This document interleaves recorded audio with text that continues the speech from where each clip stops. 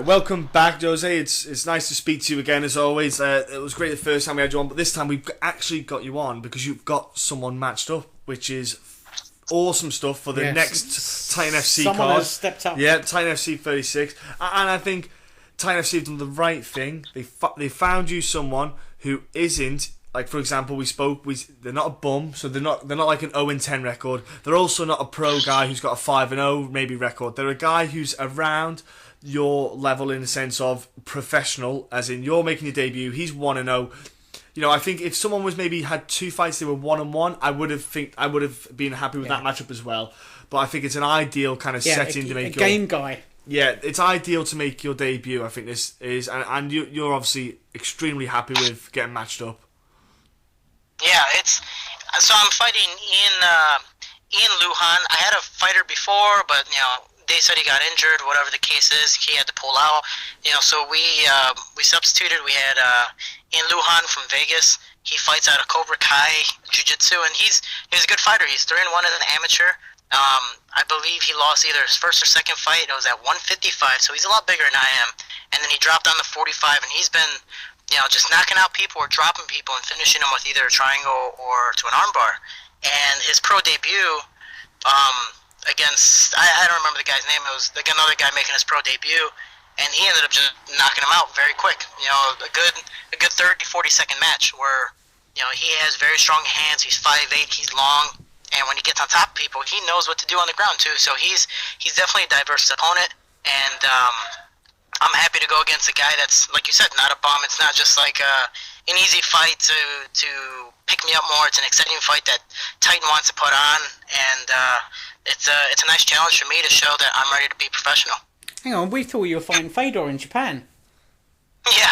Well, I know those guys. We actually met those guys in Bahrain, and they were talking about Fedor and bringing some guys into their new Pride federation. It's pretty cool. They're really good guys, and we might have some other fighters from Bahrain fighting in that, but hey, that'd be cool.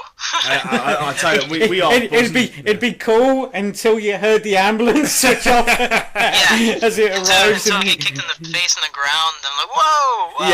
Do you know what? I've always said, for a UFC walk, I'd face anyone for that UFC walk. But you know what? When reality would strike, I think you'd turn around and say, you know what? A walk in the park's nice. Yeah, I'm good, man. Yeah, I'm good. Yeah, no, then, can I go now? Yeah, I'm quite excited about this that resin promotion. I'm quite looking forward to it again because do you know what? It brings back that memories of Pride, but also it's another addition to the MMA kind of fight scene. I think it's good to have that back but. It's good times. It is good times. But of course, now we've got the new age, which is yourself. And how was your experience that you've been having at Bahrain? Tell us a little bit about, after we spoke last time, what kind of things, you must be like an encyclopedia now, the amount you learn. So, I was in Bahrain the last time we talked. I was helping Alex Soto train for Titan FC 35. He did a good job. Sadly, he lost. He had a very tough opponent named Ricky Simon. And I don't know if Ricky Simon's fighting in the next card. I'd like to watch him fight. He's an entertaining fighter. But since I've been in Bahrain, I was fighting with all the Dagestani guys. I was going with, Khabib, Nurmagomedov, Islam Makhachev, Morat, a guy from WSOF, and, definitely a lot of other guys. And since I've been back, I stay in Chicago, so I was training in Chicago for a little bit, resting up. I found out my fight was December 18th for Titan FC 36. I decided to go with Alex Soto to San Diego Combat Academy with Liz Carmouche's gym and train over here. And it's definitely been a blast. I've been here for 3 weeks already, and I've learned a lot from 10th Planet Jiu-Jitsu and working with Tiger Boxing and just going back and forth. And my opponent, he's very diverse on stand-up and on the ground. He's ready to do whatever, and that's the same style I have. Usually I'm a counter fighter, he's an attacker, so it's definitely going to be an entertaining fight to see who strikes first, to see if the counters work, and if the fight stays standing or on the ground. Now I also heard you beat up Khabib as well. No, well, it's funny because Khabib at the time had an injured knee. He didn't have his broken rib yet, and I was like, okay, cool, I'll spar with Khabib, and he's a big guy. He fights 155. He weighs around 180 naturally. So we're going, and he's just, he's being light with me, and then out of nowhere, he hits me with an uppercut, and I was like, oh my god. He puts me to the wall, and usually, I'm a counter fighter, I'm a counter wrestler, I'm very good at defending myself, mainly off the cage. So I was like, okay, cool. He took 2 attempts, I'm like, alright, cool, I'm fighting it off. Hey, Khabib can't take me down. And I'm down to the ground, and I was like, alright, cool, I can get up, and out of nowhere, he immediately does, like, this is all the Dagestani guys, all the Sambo style. They're immediately side mount to top crucifix, and then that whatever hand is free is just punching you in the face. And I look up at the clock and I'm like, there's 3 minutes left. I don't really feel like I'm getting out. While my head is like pounding on the mat because he's punching me in the face, and he's not going light, but I'm trying to stick my forehead up so he's not hitting my nose or anything. So I'm just like pounding my head, getting whiplash, and I'm just like, Khabib, can you just let me up, please? I don't think I'm getting up. You win. You win. Yeah. And I take it you weren't doing 3-minute rounds, no? Yeah, we were doing 5-minute rounds, and I was just looking at him like, I don't think I'm getting up. And then Alex Soto, he went with him next, and it was the same exact thing. He fought the takedown well. Khabib got him down, and it just looked like a bear attacking a civilian. Like, it was just bad. Alex was just laying there, and I was like, was that how I looked? Oh man, this is bad. Sadly, he broke his rib and he's out for his fight on December 11th. But hopefully he heals up well and returns a better fighter. So you eventually taught him a lesson then? Yeah, you taught him a lesson. You got him back. Yeah, kept in his room while he was sleeping. I'm training with guys decently around my size, so I'm happy. I was just like, anytime I get stuck in a crucifix or guys inside mine, I was like, all right, it's not Khabib. I can do it. I can get out. So he was a strong guy. I was going to say, your opponent, like you said, he's going to be longer limbed. So obviously that battle of getting through that reach is a key. And the thing I've noticed with guys, obviously, no matter what weight class they're in, not every fighter's been very smart at being able to use and utilize their range as a weapon. So do you think that hopefully he might not have cottoned on to the technique right to nail his range as a weapon? Because a lot of fighters really don't. You see a lot of guys who are long, and they don't fight long. They fight short. They don't fight smart.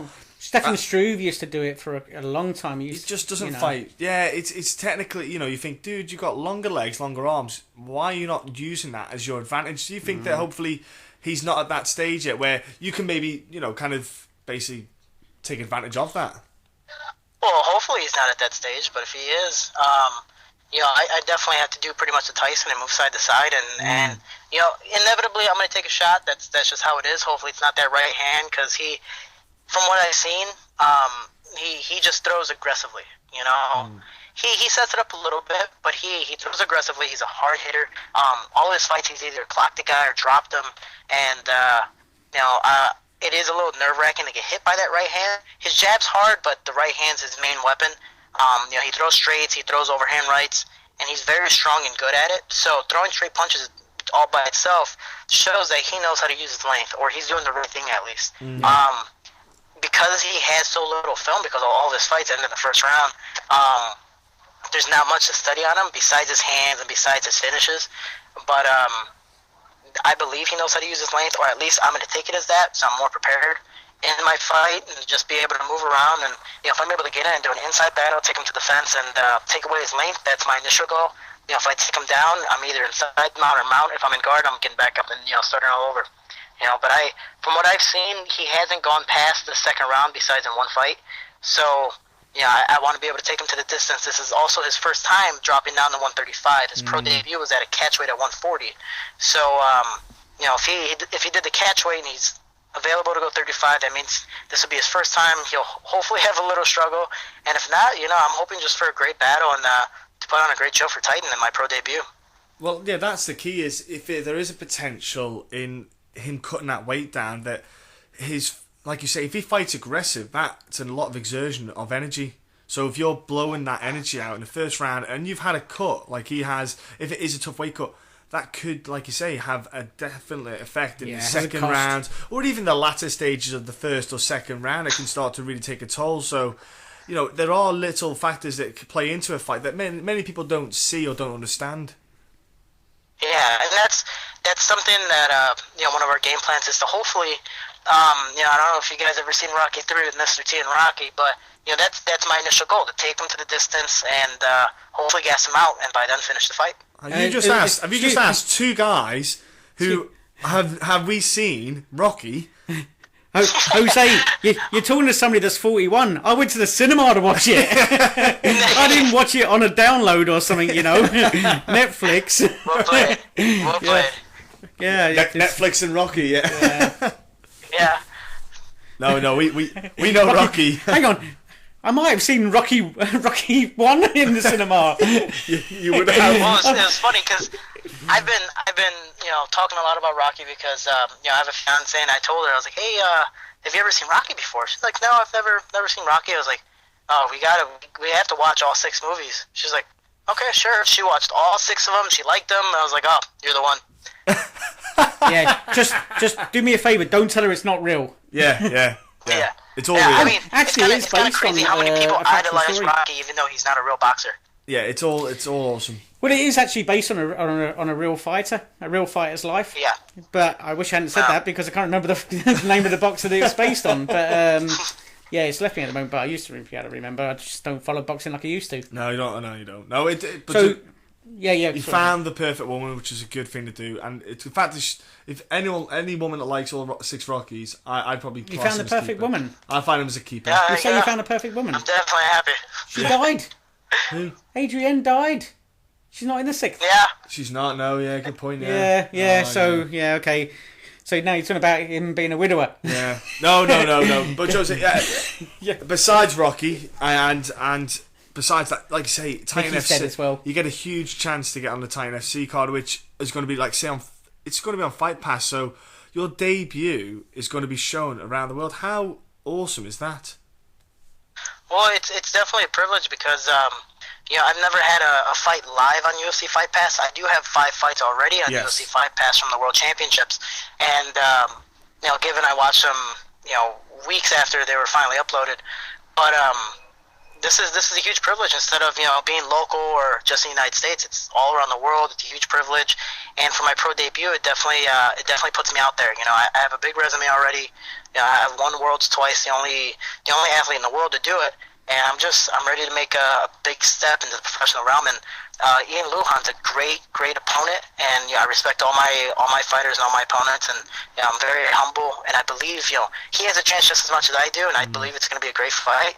I know. I think for my pro debut, if someone to me, your pro debut is going to be on UFC Fight Pass, you're going to have Sean Wheelock and Faraz Al-Harbi commentating, I'd be like, are you shitting the bed? Are you serious? That's pretty cool, man. I have to admit that this is a pretty kind of dream kind of start to a pro career, and we know it's going to be. You've definitely got to make your hairs right. We know it's going to be an awesome card anyway, because you know what, like I said, like your matchup alone, they match up correctly. They won't try to mismatch guys. They want to give a guy a test, and you're going to get that test, and that's what we want. Always good fights. Yeah, exactly. Always. Both of you are going to get a good test out of each other, so that's key. Now, we follow you on social media, but not everyone else maybe has already. But if there is anyone that wants to jump on, give you a follow and watch your pro debut and see how it goes down, how can they do that, buddy?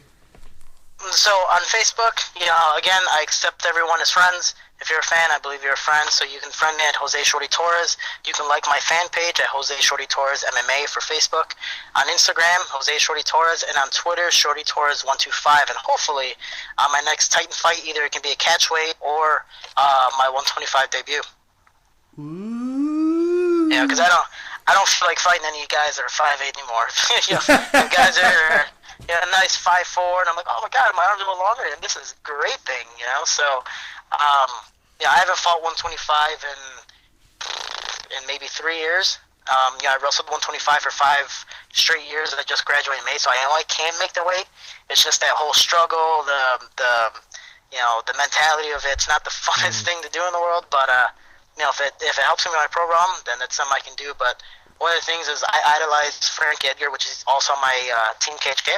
And him winning the 155 belt, while he weighs 160 naturally, the guy's only 2 inches taller than me. Yeah. And I was like, man, and I'm cutting down to 125. Why? So a lot of people are hacking at me to cut down to 125. They just think it's a preferred thing to do because of my height. And I definitely understand that. As my pro debut, I'm fighting a guy 5'8". I fought guys 6'2", 6'1", 6 feet. Not the funnest thing in the world, but we're the same size lying down as what I usually say.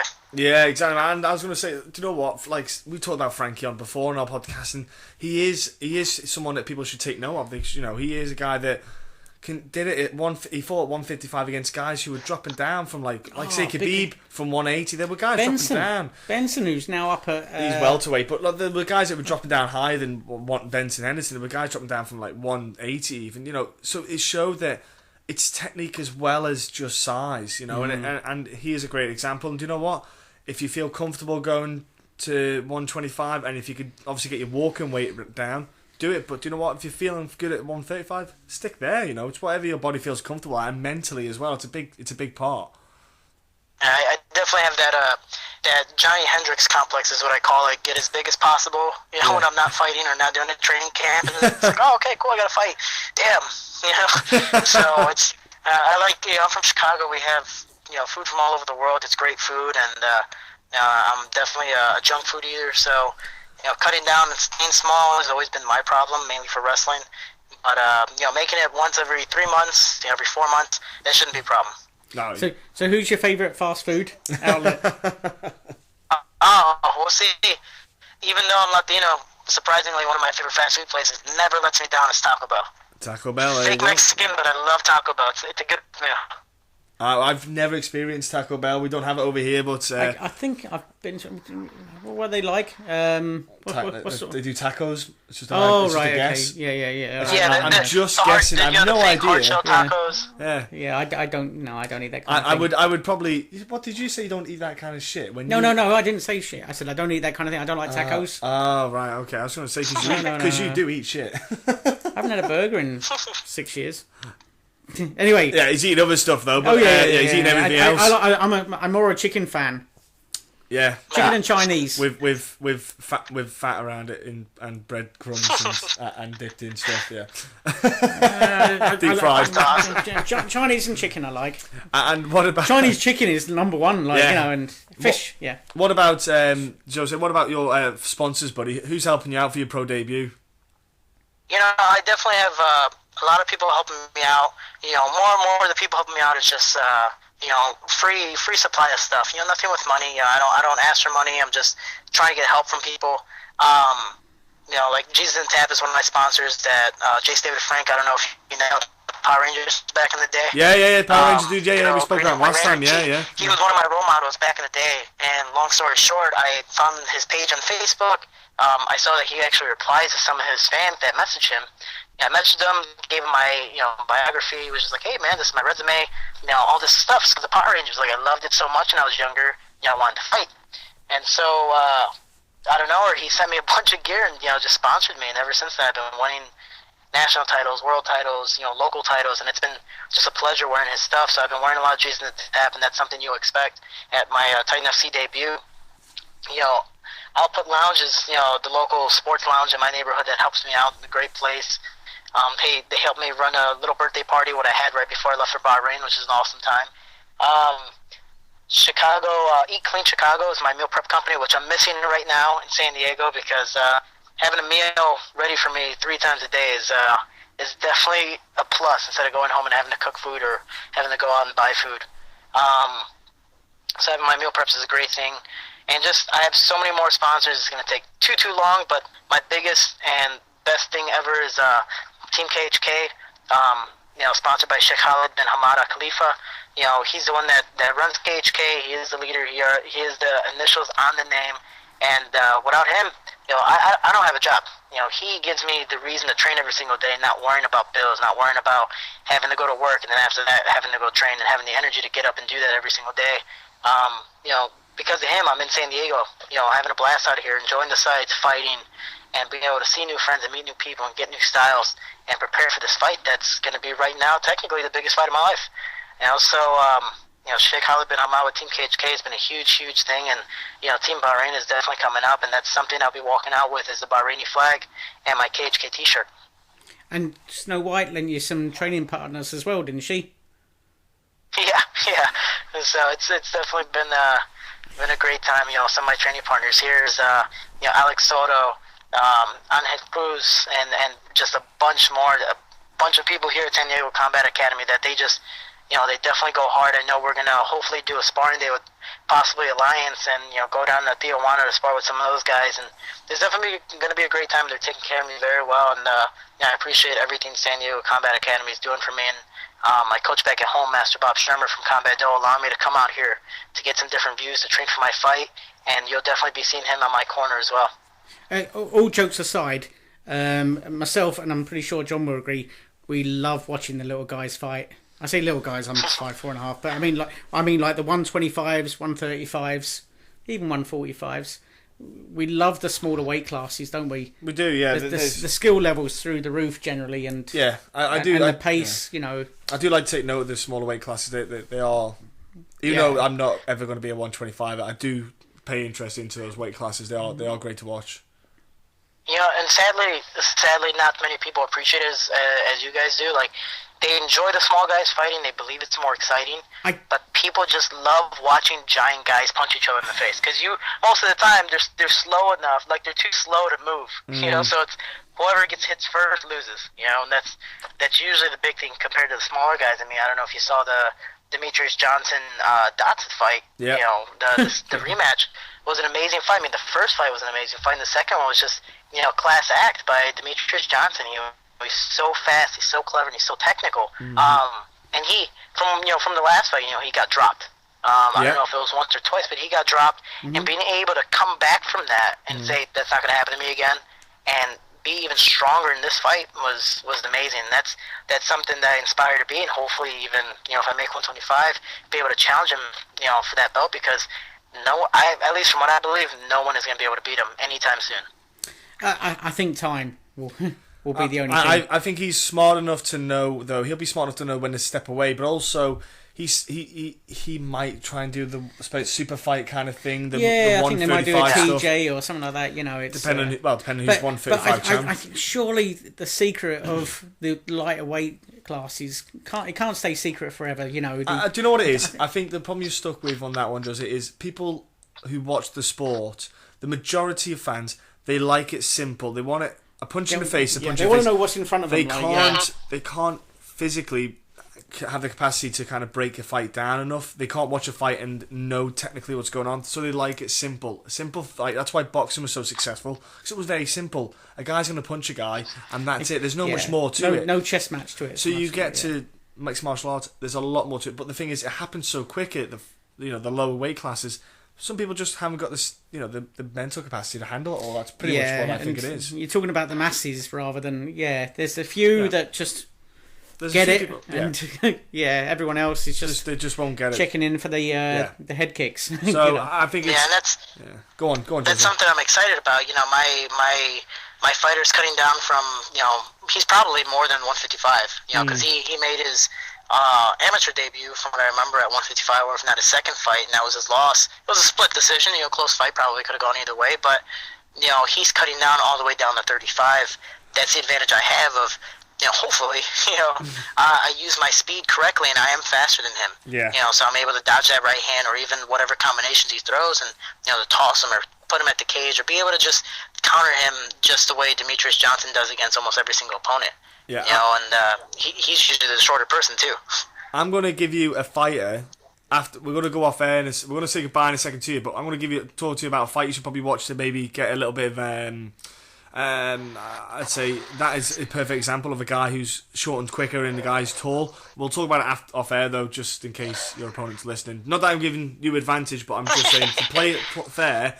I'm just going to mention this off air. So, Jose, thanks very much for coming on, buddy, and talking to us. It's always a pleasure. Thank you, guys. And it's always a pleasure. I love having some fun on the show. And have a great time on, the Titan card. You're going to fight on it. It's going to be a great experience. I can't wait to see you. It's like a Christmas gift for us watching this card anyway. So, have a great time, buddy. Oh man, I appreciate it. I just want to thank everyone for supporting me. Fans back in Chicago and all around the world. I'm extrinsically motivated. I don't, tell myself, oh, I can do this. It's people telling me every single day, like, hey, you inspire me to do more, or, my kids look up to you. That motivates me to do more. And hopefully my goal and the reason why I started fighting is to be a hero. And this is my way of, being a hero to people. If I can make it out of my neighborhood, anyone can make it out of the neighborhood. And I just appreciate everyone supporting me, from my sponsors, my fans, my family, the gyms that I'm at, and then the interviews that I have. I appreciate you guys giving me your time and putting me out there the way you do. So thank you. It's our pleasure, my man. Our pleasure, and absolute gem you're going to be in this professional rankings, buddy. So here we go. Let's stop this now.